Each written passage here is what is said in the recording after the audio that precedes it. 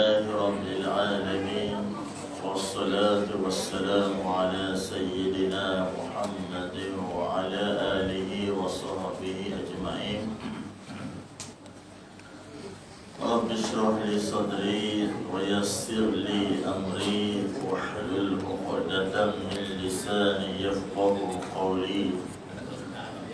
بسم الله وسبحان الله والحمد لله ولا إله إلا الله والله أكبر ولا حول ولا قوة إلا بالله العلي العظيم العزيز العليم عدد كل حرف كتب ويكتب أبدا لا يبدين ودهر الداهرين. اللهم يسر ولا تعسر. أما بعد. Yang saya hormati Tuan Musim, Tuan Imam, Tuan Bilal, hadirin hadirat muslimin muslimat yang dimuliakan Allah Subhanahu wa taala sekalian. Alhamdulillah kita diberi kesempatan untuk menikmati kehidupan dalam semua nikmat yang Allah bagi ini, dari segi nikmat pada pandangan, nikmat kehidupan kita ini, dari segi keselesaan hidup kita, dari segi pendengaran kita, dari segi makan minum, semua tu cukup dekat belaka yang dikatakan apa yang telah kita memiliki pada hari ini ataupun semalam, itu semua antara pentingnya kesyukuran perlu kita kena sentiasa ada pada lidah kita ini. Berarti kata ihsan pada perkataan itu ihsan lah ya. Ulama-ulama tasawuf ini apabila ia mengajar tentang erti syukur, dia tidak akan terlepas pandang apabila kita dapat nikmat itu, maka bersyukurlah dengan lisan ataupun dengan lidah kita ini, perkataan-perkataan yang baik-baik keluar daripada ungkapan itu. Contohnya Alhamdulillah, Subhanallah, Masya Allah, ataupun sebut Ya Karim, Ya Zal Jalali wal Ikram. Itu semua memang makanan daripada sebahagian ulama-ulama dulu, sama ada ulama fiqh, ulama tasawuf, ulama dalam faqih, dalam bidang-bidang yang tertentu. Memang itu semua adalah makanan wajib bagi setiap waktu dan minit dia. Kalau kita baca kitab-kitab lama, kitab Arab ke kitab Jawi, yang mana penyusunnya dikarang oleh sebahagian ulama besar daripada tanah Arab, memang perkataan yang simple itulah yang diajarkan. Kerana benda yang simple seperti Alhamdulillah membuatkan kita ingat pada Allah dan ingat pada kematian. Itu saja yang dia ingatkan pada kita. Itu kalau benar-benar lah, kalau kita ambil perhatian, masuk yang sebaik-baiknya. Segala puji bagi Allah, ya, Maha Suci Allah, itu semua dia kerana dia, sebab ia adalah satu makanan pada hati kita ni, pada qalbu kita. Sebab hati kita ni perlukan pemakanan, perlukan pertanyaan juga, perlukan tanya khabar dia, perlukan vitamin ataupun antibiotik yang boleh disuntik sebagai rasangan untuk nak menjadikan hati ini aman, damai, terang dalam keadaan jiwa yang tenang dan jiwa yang tenang untuk bertemu dengan Allah Subhanahu wa taala nanti. Daripada daripada hari ini sampai ke satu tempoh masa yang akan diambil nyawa oleh Allah Subhanahu wa taala. Itulah yang kita kena buat persekitaran yakin. Jadi dalam bicara kitab kita pada pagi ini, tajuk yang dikatakan ilmu lagi lah ya, tajuk tentang ilmu pengetahuan dan dicapai dengan amal. Ini pun tajuk ulama tasawuf juga ni ya. yang begitu mengambil prinsip dalam dan disiplin yang sangat tersusun, yang saya kira dalam ni yang saya dah baca kitab ni, yang mana ketahuilah bahawasanya orang-orang yang alim yang tiada beramal dengan ilmunya akan dicabut keutamaannya. Ia tidak harus berbangga dengan firman Allah dan sabda Rasulullah sallallahu alaihi wasallam yang menceraikan yang membicarakan tentang keutamaan ilmu pengetahuan, lalu ia menganggap dirinya tergolong antara orang-orang yang diberikan keutamaan disebabkan ia berilmu padahal ia tidak beramal.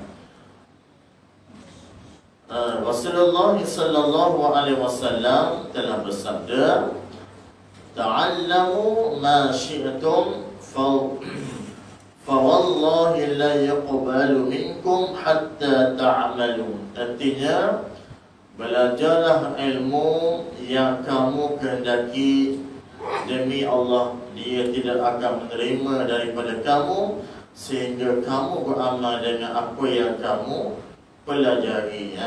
Maknanya kita kena ada ilmu, kita kena membuat amal juga.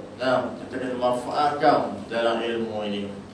Baik, ada satu cerita ulama dulu telah ada satu kisah tentang ulama dulu lah ya, berkait dengan ibadat dia ni. Bukan hak 6,000 tahun, hak 500 tahun ke bukan. Ini cerita ulama lain. Ada seorang ulama dulu, dia beramal ibadah dia selama 60 tahun, memang tak lepas daripada ataupun tergugur daripada zikir-zikir ni. Ada 60 tahun dia beribadat pada Allah, tak pernah luput daripada segala dosa-dosa. Akan tetapi satu ketika dia datang seorang perempuan, didatangi oleh seorang perempuan yang tergoda, itulah perempuan yang dikatakan muda, yang comel, yang cantik lah. Lalu ingin nak memperkenalkan dia dengan perempuan tadi tu. Padahal dia ni seorang ulama besar, 60 tahun dia hidup tak pernah buat dosa, sentiasa. Kalau setakat zikir tu menarik lah, menarik. Ulama-ulama dulu zikir dia habisan rendah sehari 8,000. Agak kita berapa kau? Boleh tanya lah Tepuk jari tanya Imam jangan tepuk jari tanya hati, nak akal semua. Ulama-ulama dulu disebut dalam kitab besar, zikir paling rendah sekali, habisan rendah sekali lah, yang cek yang paling corok sekali sehari, hak dia buat 8,000 kali sehari zikir. Kita satu hari zakat dah cari rumah dah, masa mana tu pun baru dah start ada dah. Orang tengok ni jigana bayangkanlah macam mana dia punya masa dengan terapi. Allah tak tahu lah. Ulama dulu memang macam tu lah. Kalau dapat makan pun dia tak akan sorang. Kita ini kan makan benda bagus, kan sorang je. Jadi dalam situasi itu dia terpedaya, tergoda dengan seorang perempuan tadi. Dalam kali syaitan masuk dalam hati dia terperangkap, terperangkap dengan perempuan tadi melakukan perzinaan. Terkena masuk perangkap syaitan tu. Bayangkan 60 tahun tak buat dosa. Lalu ketika mana dia meninggal dunia, Allah Subhanahu Wa Taala letakkan dia di dalam api neraka Jahanam. Memanglah kita kata setiap balasan buruk akan dibalas dengan buruk juga perbuatan ni. Tetapi satu perhitungan dibuat balik oleh Allah Subhanahu Wa Taala antara pada para malaikat pada masa itu. Allah bagi dia balik nak buat perbicaraan macam mana ni. Lalulah bila bicara dalam suasana antara pada malaikat dengan Allah Subhanahu Wa Taala ini, nak melihat yang terakhir, bagaimanakah nasib orang alim tadi tu, 60 tahun yang tak ada dosa tadi tu, akhirnya terjerumus dalam lembah kebinasaan, masuk pakat syaitan, melakukan perzinaan, dia meninggal, dia masuk dalam neraka, dan kiraan dibuat sekali lagi dalam perhitungan itu. Bila dibuat sekali lagi, lalulah Allah tengok pada fail dia. Tengok fail dia, adalah satu fail dia ni tercatat satu amal sedekah yang tersembunyi. Sedekah yang tersembunyi pada masa tu Tuhan memperlihatkan dalam fail ni, tengok, oh rupanya ada sedekah yang dia buat dulu, tapi dengan sedekah yang dia buat dulu ni boleh memadamkan segala keguguran dosa daripada yang di depan Allah Subhanahu Wa Taala. Satu saja yang dikatakan infak pahala dia tu, sedekah tu, riwayatnya dia buat kira balik kerana sedekahmu tadi itulah, kerana kasih sayang Allah, walaupun mu ni dah dikira sebagai orang yang pendosa dah, walaupun pada awal kamu ahli ibadat, sabit nak kena dia masuk ke balik, Tuhan tengok ada sedekah terselit lagi dalam fail dia. Lalulah orang yang 60 tahun tadi tu dibawa masukkan balik ke dalam syurga Allah Subhanahu Wa Taala. Tengok hebatnya, hebatnya kasih sayang Allah Subhanahu Wa Taala ni, dari sifat Ar-Rahman dia, Ar-Rahim dia itu. Kalau kita tengok balik dalam bab tafsir Surah An-Nazi'ah, dalam bab saya baru bicara pada minggu lepas, baru ni, dalam tafsir itu, apabila kita masuk dalam satu fasa bertemu dengan Allah Subhanahu Wa Taala, malaikat akan bawa ruh yang dikatakan ruh orang-orang yang berdosa ni, orang-orang yang ahli neraka ni, ataupun dia ni mungkin penghuni ahli neraka pada masa tu. Lalu dibawa satu fail dia. Fail dia ni Tuhan akan malaikat akan persembuhkan kepada dia, kepada ahli-ahli yang dikatakan pendosa ini, bawa fail. Jadi roh yang tadi tu dia nak tengok setakat mana fail yang aku buat atas dunia sebelum ni, yang dicatat oleh Allah, malaikat Allah, lepas tu dibentangkan. Apabila melihat fail yang pertama, fail itu terisi dalam fail rekod yang pertama pada bahagian dosa-dosa kecil dulu. Malaikat ambil, bawa depan, bentang depan Allah Subhanahu Wa Taala, baca depan ruh yang tadi tu. Tengoklah ni fail apa ni. Ada dia ni kategori dosa-dosa kecil betul kategori dosa-dosa kecil. Dia tengok, dia kata betul sungguh hak yang aku buat dosa kecil tu tak lari sikit arah pun. Dari segi masanya, waktunya, saatnya, pergerakannya macam mana, betul tu ada dah tu. Maknanya tak lari sikit. Dalam jadual Allah, dalam hitungan Allah, tak lari satu sarah pun. Tepat-tepat ada dah kira tu dah. Dia tengok dosa-dosa kecil, tengok, Allah betul sungguh, betul sungguh aku buat hari tu ni, dosa-dosa kecil ni. Lalulah lepas pada lisan tengok pada dosa kecil tu, lepas balik, tu ambil balik fail yang kedua. Malaikat ambil balik fail dosa-dosa besar pula. Fail dosa besar tunjuk pada ruh yang tadi tu. Ni ambil pula, next, ambil, mari.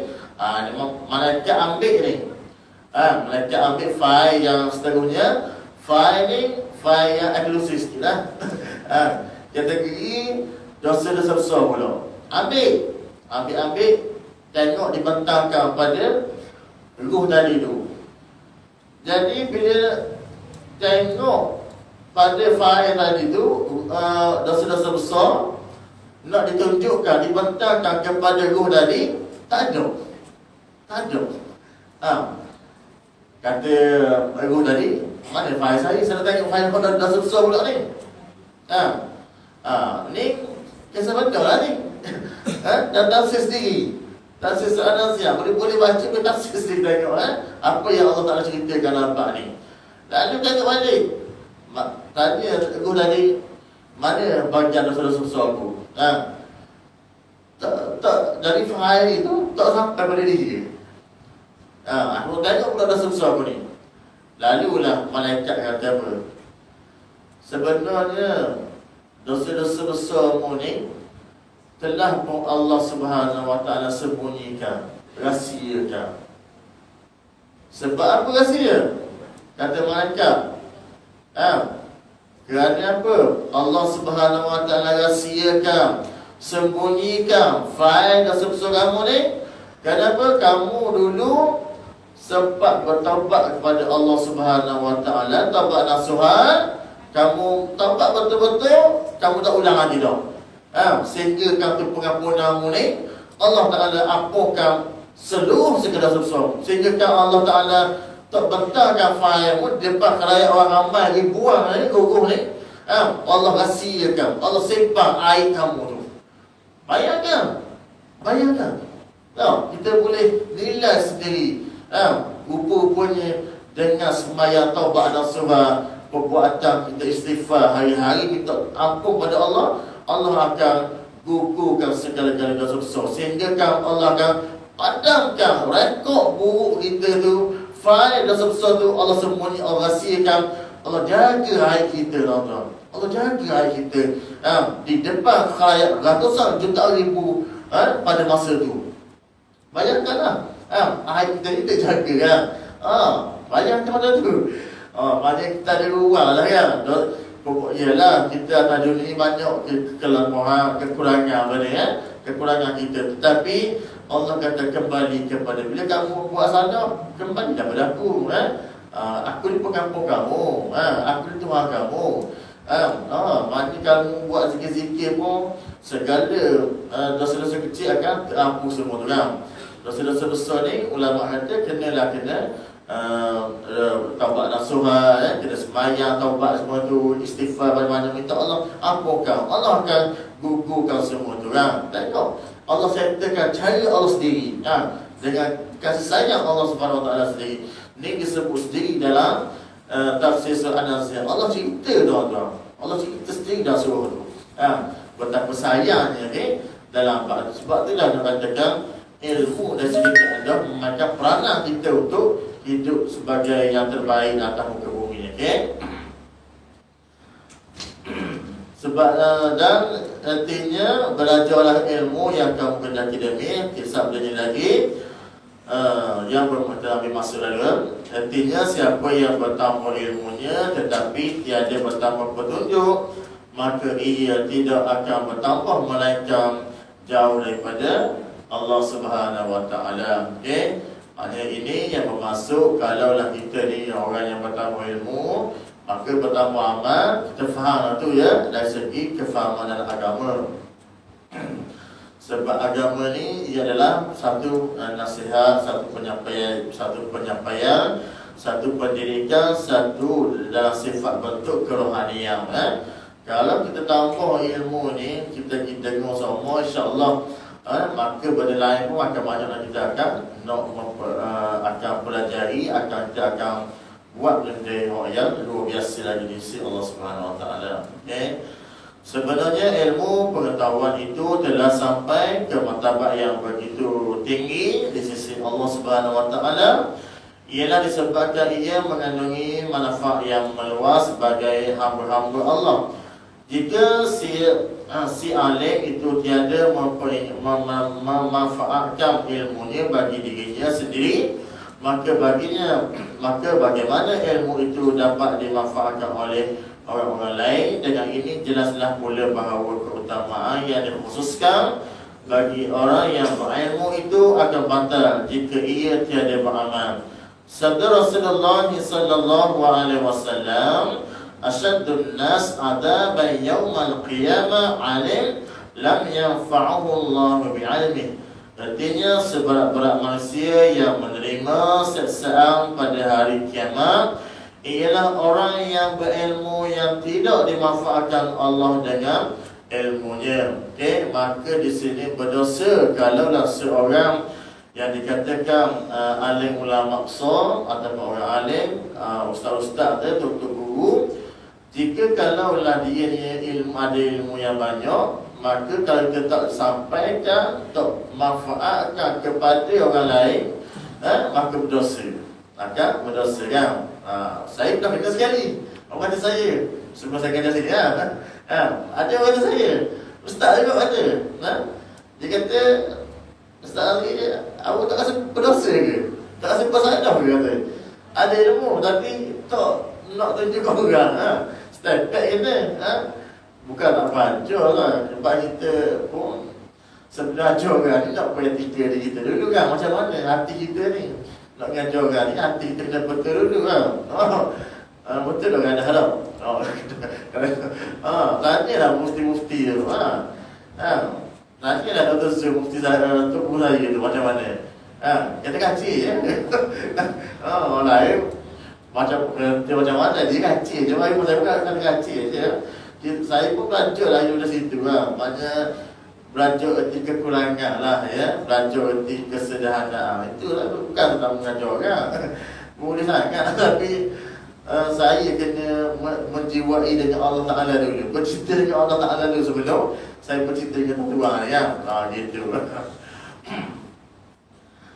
Nabi SAW sendiri sentiasa berlindung kepada Allah dari ilmu yang tiada dimanfaatkan dan dari hati yang tiada khusyuk merendah. Orang yang berilmu yang tiada beramal dengan amalan, tidak mempunyai apa-apa pun selain gambaran ilmu itu dan bayangan saja, tanpa makna dan hakikatnya. Setengah-setengah para salaf rahimahullah alaihi berkata, ilmu itu sentiasa meminta diamalkan. Jika tidak disahutkan permintaan, nescaya ia akan berpindah, yakni jiwa ilmu itu dan cahaya serta berkatnya akan meninggalkan anda.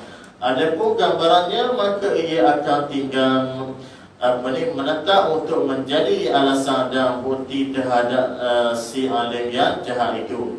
Andai kata si alim tiada mengajarkan ilmu kepada orang lain, nescaya ia menjadi seperti lilin yang membakar dirinya untuk menerangi orang lain, ataupun seperti jarum yang menjahit pakaian untuk menutup orang lain, sedang dirinya tinggal telanjang. Saya teringat ada satu kisah berkait dengan cerita ni pula. Saat Imam Abu Hanifah antara Abu Yusuf. Abu Yusuf ini adalah orang kanan kepada Imam Abu Hanifah, Imam mazhab kita.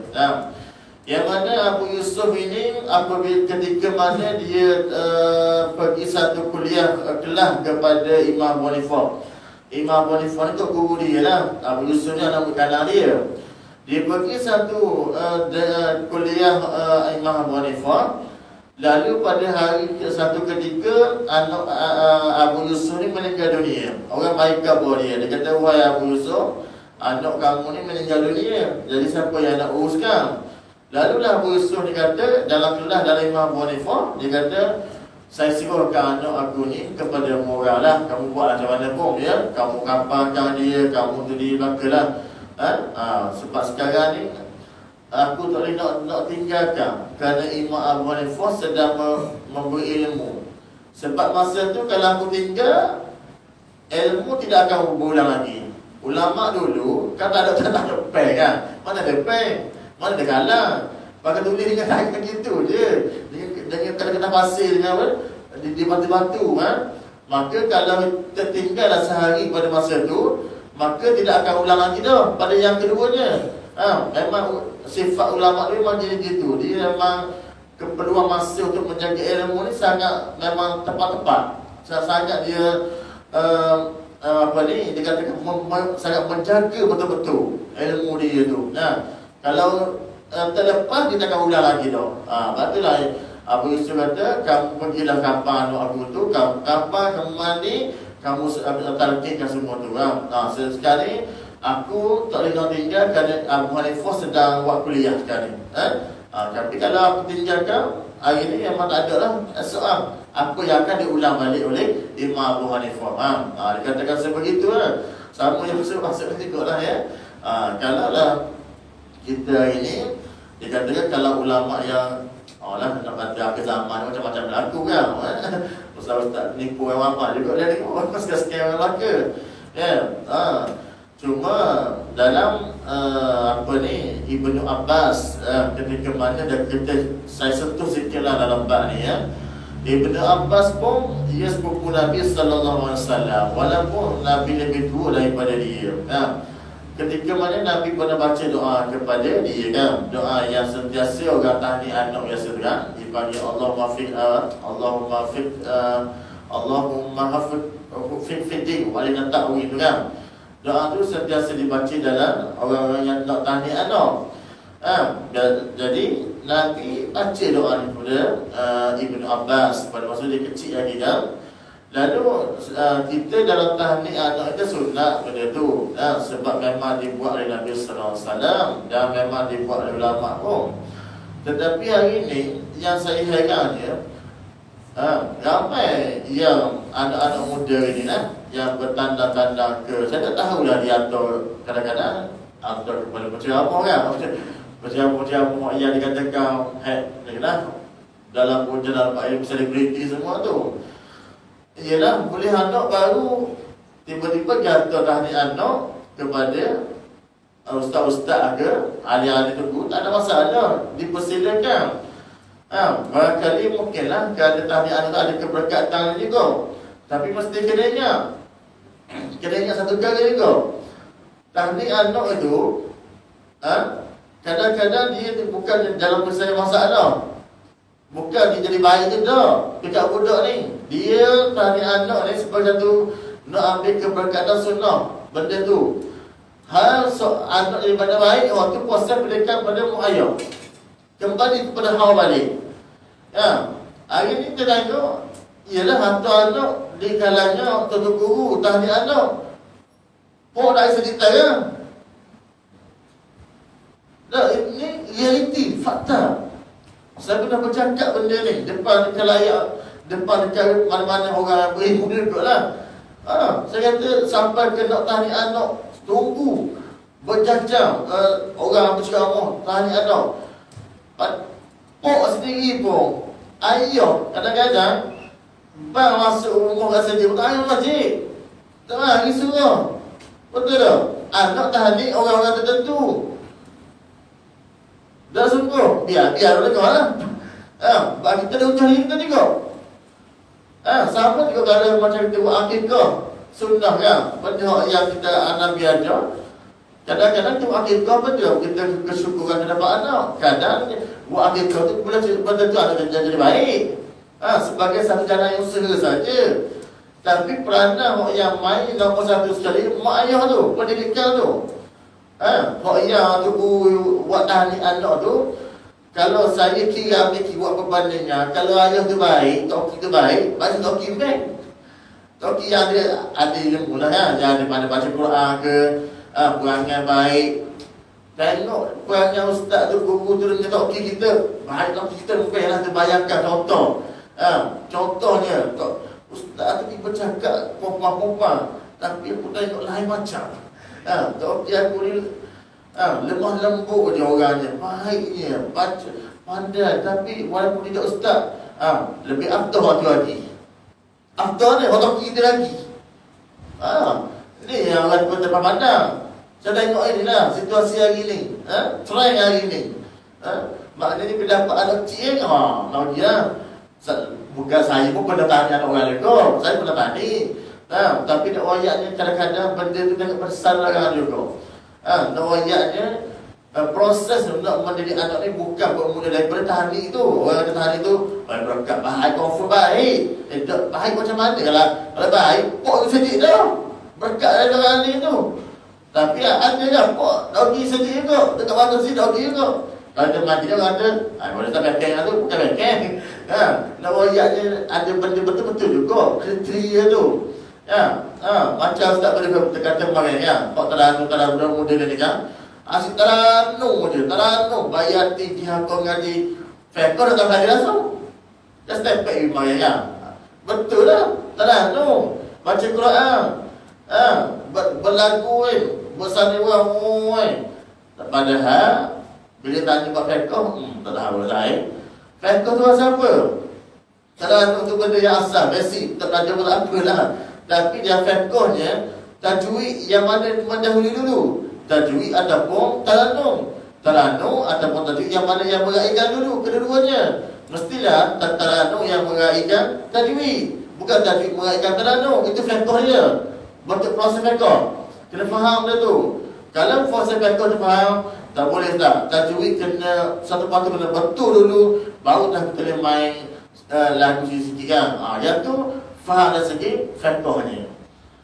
Tapi kalau nak main saja murattal biasa, tak ada masalah, dipersilakan. Murattal ni macam kita nak sembahyang tarawih tu, tak ada masalah. Tapi kalau main berlagu, tunjuk main berlagu teranu sebab kita belajar cara juga yang tu tapi bila belajar masuk pada sutikan rasanya bertengok tasawuf, tengok hadis Abu Hurairah dia pesan 3 kali tu, yang pesan tu menyedorkan saya satu tu. Tak jadi apa ni kata. Abu Hurairah boleh pesan tentang Quran pun, kalau Tuhan kata mu baca Quran bukan kerana aku, kerana nak suruh mempertontonkan orang kata mu hebat. Lalu dicampur dalam neraka jahanam. Berpang sekali ya. Abu Hurairah tak pernah pesan berpang tu. Tengok Abu Hurairah pesan. So kan kita ni tengok Quran, dia akan mainkan satu peranan yang baik sesudah bulan kerana Quran. Kita dicampurkan dalam api neraka. Kerana anak yatim, kita buat molek comel prosesnya akan jadi kesuka. Tapi kerana anak yatim, sesudah bulan kita diumbang ke api neraka. Kerana duit, kita mengusahakan yang baik, kita dapat masuk ke syurga. Tapi kerana duit, sesudah bulan kalau kita tersalah susung, akan jadi tumpang dalam api neraka. Tengok kerana zakat, kita buat proses bayar zakat dengan keadaan tersusun di ada, ikut prospek semuanya akan masuk syurga. Tapi sesudah bulan, kerana zakat itulah kita akan diumbang ke dalam api neraka. Ini ulama dah sebut dan macam-macam lah kita. Ini saya sebut sikit ni lah ya. Dan begitu juga kita doalah kepada diri, dalam doa diri kita sendiri ya. Doa yang Nabi ajar. Doa ni Nabi tak pernah lepas dalam pas-pas subuh. Doa apa? Semasa sebelum Nabi, dalam riwayat lain Nabi pun pernah sebut dalam tasyahud sebelum Nabi bagi salam, Nabi baca doa ni tuan-tuan. Doa apa? Doa dia berikan ilmu pengetahuan, rezeki yang berkah. Apa doa ni? Senang je. Doa ni yang berbunyi, Allahumma inni as'aluka ilman nafi'a wa rizqan thayyiban wa amalan mutaqabbala.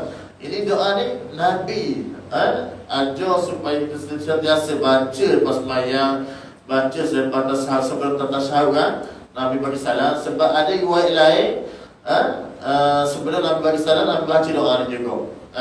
Bukan doa api ayat dan neraka saja. Doa ni pula Nabi baca juga. Maknanya ikutlah nak baca sebelum bagi salam ataupun dalam doa. Boleh belakang sebut jadi wirid sebagai harian kita pun boleh. Sebab doa ni dia termasuk dalam bab pemakanan kita, bab penjagaan ilmu kita, bab halal kita. Ada kan? Allahumma inni, kalau nak bersambung, kalau iman dia akan baca jamak terus. Allahumma inna nas'aluka.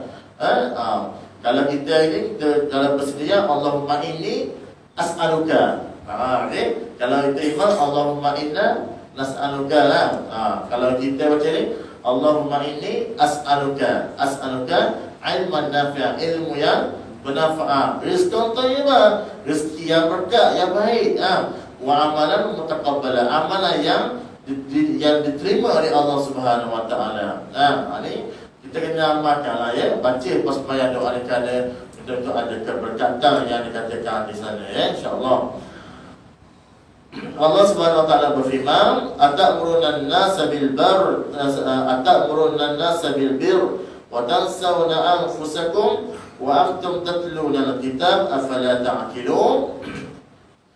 Artinya, mengapa kamu menyuruh orang mengerjakan kebajikan sedang kamu merupakan dari diri kamu sendiri, padahal kamu membaca kitab? Tidakkah kamu mengerti? Allah tanya balik ni, surah Al-Baqarah ayat 44. Yang ni dikatakan orang yang suka bagi nasihat lah. Suka bagi nasihat ke orang, dia sendiri tak berubah langsung. Suka beri kebaikan pada orang, suka bagi nasihat asnah ya. Kata-kata yang baik pada orang. Kalau dia terima orang tu macam mutiara kata-kata lah. Mutiara kata-kata indah Allah berlaku. Tapi dia sendiri pun tak tahu lah apa yang Allah Subhanahu Wa Taala suruh buat di sini. Maknanya Allah sebut dalam surah Al-Baqarah 4 ayat 44 ni. Dan sabda Rasulullah sallallahu alaihi wasallam, ni hadis ni dulu saya pernah baca dah. Sudah beritahu daripada maksudnya, artinya sesungguhnya orang alim itu akan dibawa masuk ke dalam api neraka, lalu diburaikan isi perutnya dan diputarkan di dalam api neraka itu laksana kedai memutar batu giling. Kemudian ia diarak oleh ahli neraka. Mereka bertanya kepadanya, apa salahmu?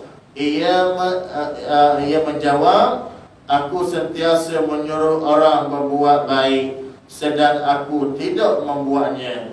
Aku melarang orang berbuat jahat, lalu aku membuatnya. Dulu hadis saya belum beritahu kan.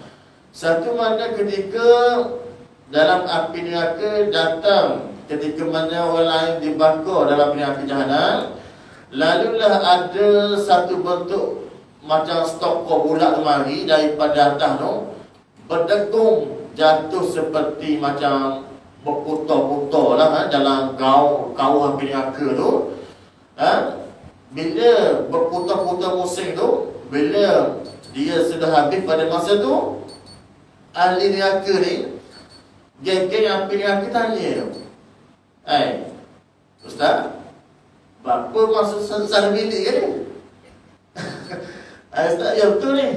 Itu guru yang betul ni. Ni bilik, betul Ustaz ni. Contohlah. Ni bilik tidur orang ni. Dan Ustaz, apa pula lepas ni? Salah bilik ke ni? Cik balik Ustaz ni. Luar biasa sangat ni. Cik, apa Ustaz ada? Betul lah bilik ni. Siapa kamu? Dah berapa pula? Jangan aku tanya pula, dah berapa pula Ustaz ni? Berapa pula tuan guru?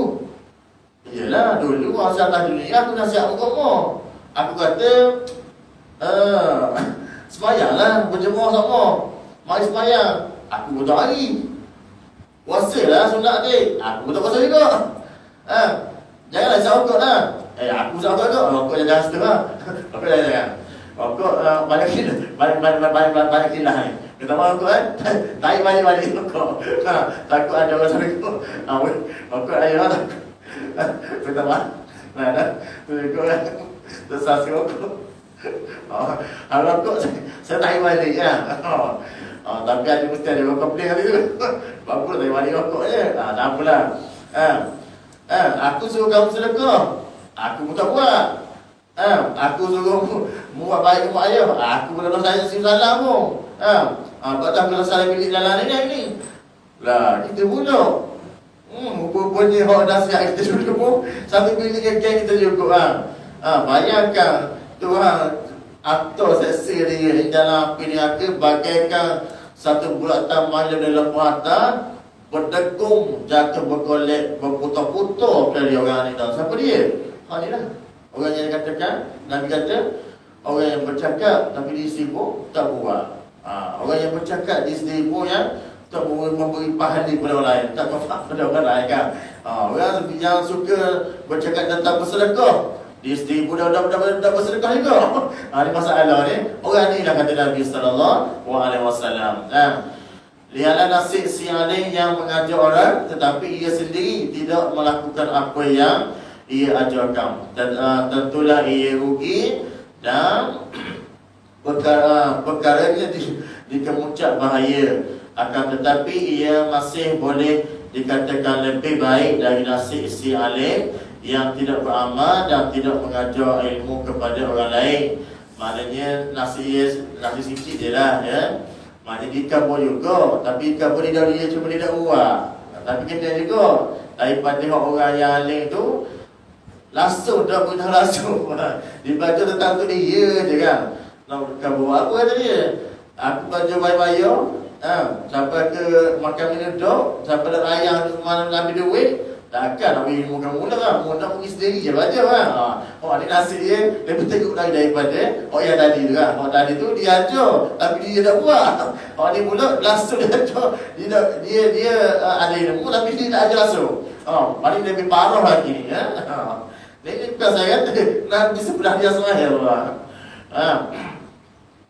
Nasib si alim yang tidak beramal dan tidak mengajar ilmu kepada orang lain, si alim ini tentulah lebih rugi dan segala jurus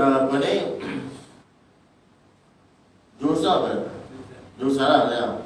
Ia akan binasa dan tidak ada sedikit faedah pun daripada dan tidak berguna sama sekali. Saya khawatir si alim ini akan tergolong ke dalam kumpulan orang yang disifatkan oleh Nabi SAW. Di dalam harinya yang berikut, yang masuk artinya akan diperintahkan beberapa kaum dari orang-orang yang memahami isi Al-Quran untuk dibawa masuk ke dalam neraka sebelum penyembah bahala. Lalu mereka memprotes, kami dimulakan dahulu sebelum penyembah bahala itu. Maka dijawab kepada mereka, benar, bukankah orang yang mengetahui itu tidak sama dengan orang yang tiada mengetahui ya? Maknanya memang gitulah ya. Akan jadi pembelah mulut lagi. Sebab apa orang yang pandai baca Quran ni akan diubah masuk neraka dulu daripada penyembah bahala. Tuan kata mudah sendirilah, memikir sendirilah. Maknanya dulu dikatakan kamu aku sebut lain, buat lain. Jadi kalau ada pertikaian, patutnya orang penyembah bahala masuk neraka dulu. Jadi ada pertelikahan di sana. Sebab apa Allah membuat menghancurkan orang-orang seperti ini? Jawapannya tengok sendiri ada dalam pada Ridos. Sebab dikatakan akan diperintahkan beberapa kaum dari orang yang memahami isi Al-Quran untuk dibawa masuk ke dalam neraka sebelum penyembah bahala. Lalu mereka memprotes, ada protes di sana. Kami dimulakan dahulu sebelum penyembah bahala itu. Sebab apa kami kena dulu ni, kena ubah neraka dulu. Lalu dah dijawab balik, Allah jawab. Maka dijawab kepada mereka, benar, bukankah orang yang mengetahui itu tidak sama dengan orang yang tiada mengetahui kan? Orang yang ada ilmu, orang yang lebih tahu ni, maknanya dia akan dibakar dahulu kan, kerana dia tidak menggunakan masa manfaatkan kepada orang lain untuk mencari benda lain. Wallahu a'lam. Aqulu qawli hadza wa astaghfirullahal azim li wa lakum. Assalamualaikum warahmatullahi wabarakatuh.